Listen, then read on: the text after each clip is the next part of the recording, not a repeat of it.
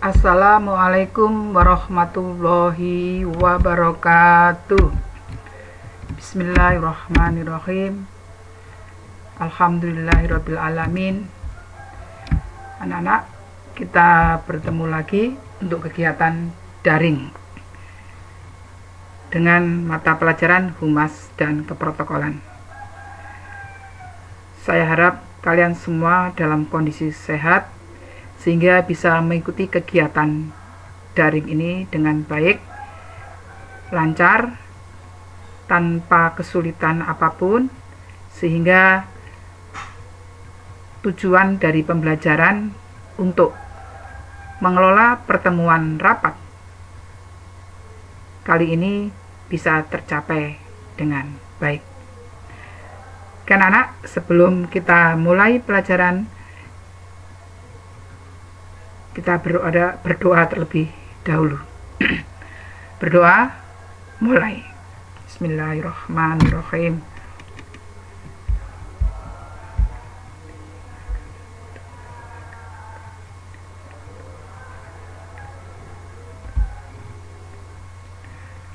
Alhamdulillah, berdoa selesai. Anak-anak, minggu kemarin saya sudah menjelaskan mengenai beberapa pengertian dari rapat, juga poin-poin yang lainnya yang terkait dengan kegiatan rapat. Namun kali ini akan saya ulas kembali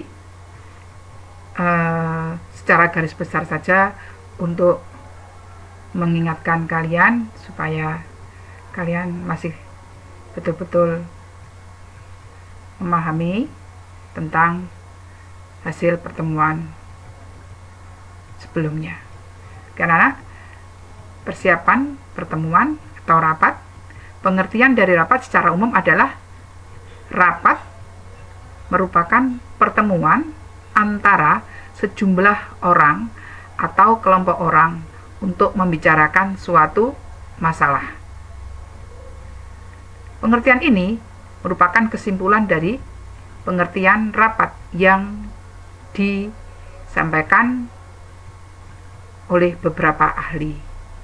Di antaranya ada Nunung dan Ratu Evi, ada Dut Rosana, dan yang lainnya. Syarat rapat. Syarat rapat ada 6 yang sudah kita bicarakan minggu kemarin, yaitu tidak ada monopoli, partisipasi, bimbingan pengawasan dari pimpinan, perdebatan berdasarkan argumen bukan karena emosi, pertanyaan disampaikan harus singkat dan jelas, disiplin waktu. Fungsi rapat. Yang pertama, rapat berfungsi untuk memecahkan masalah, menyampaikan informasi, perintah, ataupun pernyataan. Rapat merupakan forum silaturahmi dan diskusi. Rapat sebagai sarana koordinasi, menampung semua permasalahan dari bawah, dan rapat merupakan sarana atau jembatan untuk mempersiapkan acara kegiatan yang akan dilaksanakan. Tujuan rapat. Tujuan yang pertama adalah untuk menyampaikan informasi secara langsung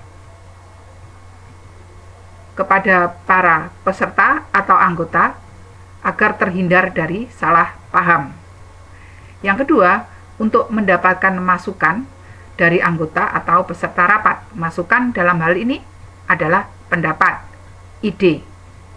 Pastinya ide yang membangun untuk kemajuan organisasi. Nomor 3, tujuan rapat adalah melibatkan beberapa orang yang berkemampuan untuk memecahkan masalah. Berkemampuan maksudnya adalah berkompeten. Jadi, dalam rapat itu diharapkan ada beberapa orang yang mempunyai kepandaian atau yang berkompeten dalam satu permasalahan tersebut untuk berpendapat dalam memecahkan masalah. Yang keempat, menjalin kerjasama di antara anggota dalam satu sikap, satu suara, memberikan motivasi atau semangat kepada anggota. Yang terakhir adalah mengambil keputusan sesuai kewenangan orang-orang di dalamnya. Macam-macam rapat. Berdasarkan saluran hubungan dalam organisasi, rapat terbagi menjadi rapat vertikal dan rapat horizontal. Vertikal maksudnya adalah rapat antara atasan dan bawahan. Rapat horizontal maksudnya adalah rapat antara pejabat atau pegawai yang setingkat. Berdasarkan pelaksanaannya, ada rapat kerja terpimpin, di mana dalam rapat ini pimpinan berperan dalam pengambilan keputusan.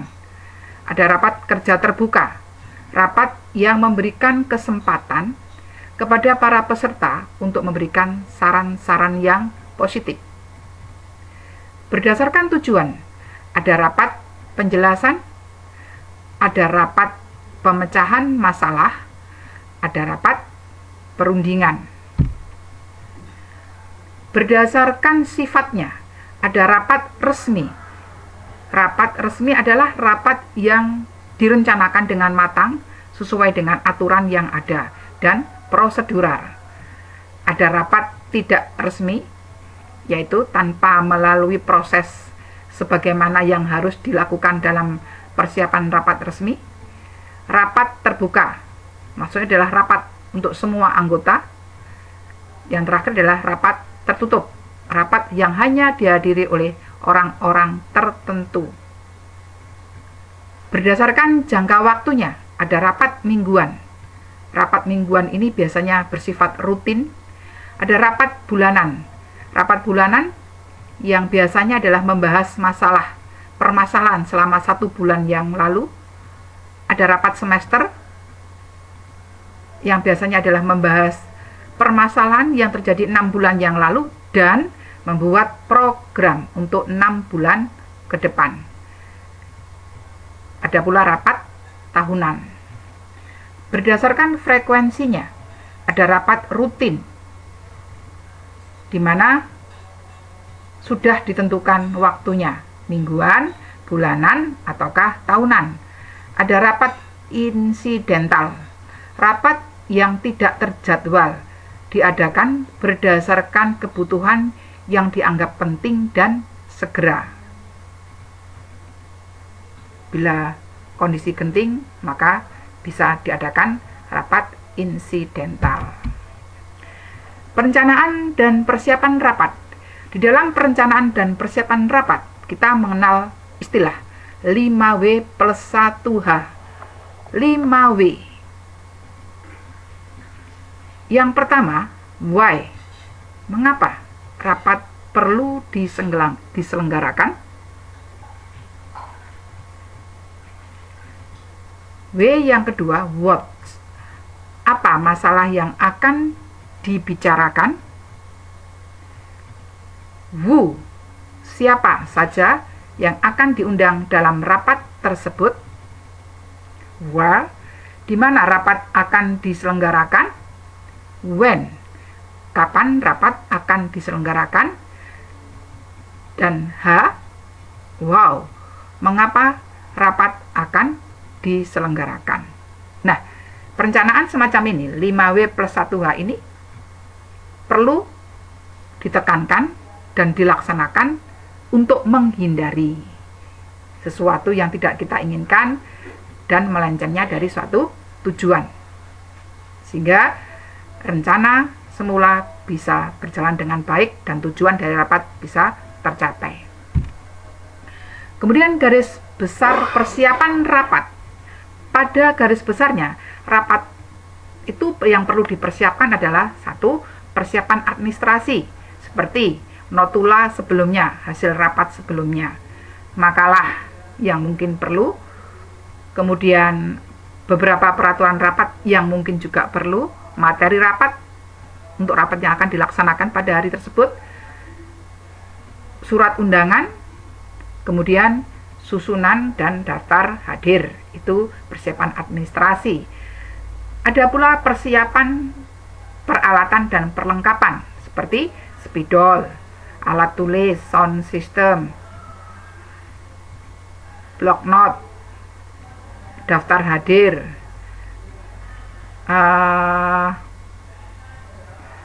komputer, internet. Ada persiapan ruangan, cahaya penerangan, penataan suara, ventilasi udara, dan pengaturan tempat duduk. Ada pula persiapan akomodasi, penyediaan konsumsi atau makanan ringan, air minum, makan siang bila perlu. Namun, apabila rapat itu dilakukan di luar daerah, maka akomodasinya pun berbeda. Ya, mungkin perlu adanya penginapan, transportasinya, dan sebagainya. Persiapan kesehatan dan keamanan. Bila memungkinkan, pelayanan kesehatan juga perlu untuk disediakan dalam suatu pelaksanaan rapat. Kenapa? Untuk menjaga kemungkinan bila ada peserta rapat yang jatuh sakit. Kemudian pengamanan juga perlu untuk disiapkan untuk menjaga kemungkinan yang tidak kita inginkan. Biasanya untuk petugas keamanan adalah satpam dari organisasi tersebut.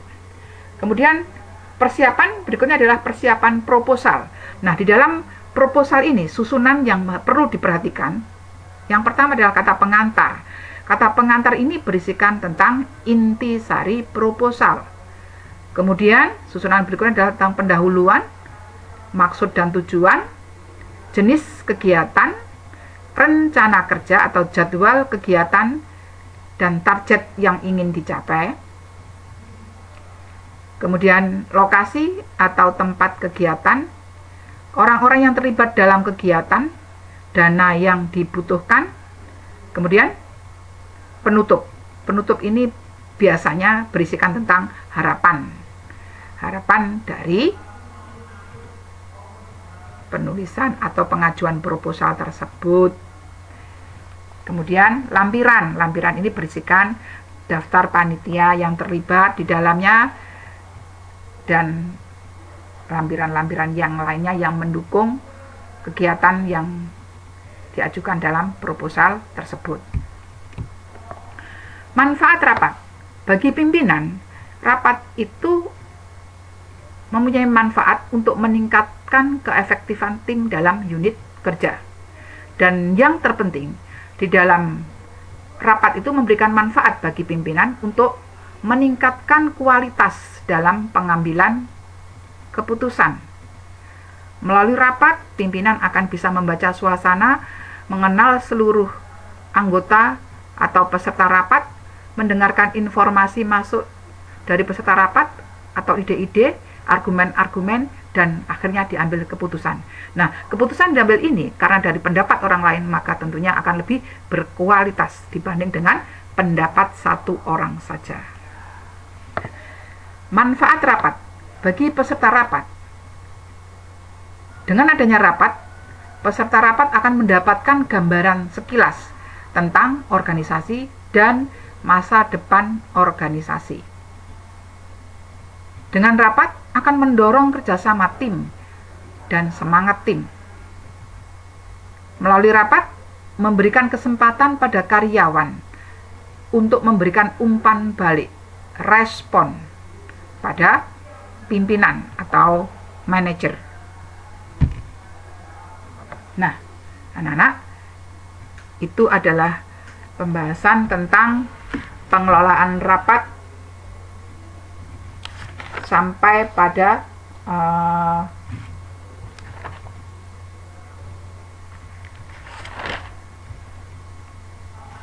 macam-macam rapat, kemudian ada sampai pada manfaat rapat, ya. Jadi mulai dari macam-macam rapat, pengertian macam-macam rapat sampai pada manfaat rapat. Untuk pembahasan berikutnya, kita akan kupas tentang bagaimana cara penyelenggaraan atau pelaksanaan rapat. Anak-anak, saya harapkan kalian bisa memahami apa yang saya sampaikan. Mudah-mudahan cukup memberikan pencerahan, pemahaman, dan bila ada permasalahan atau ketidakpahaman, silahkan untuk bertanya melalui WA. Terima kasih anak-anak. Wassalamualaikum warahmatullahi wabarakatuh. SMK bisa.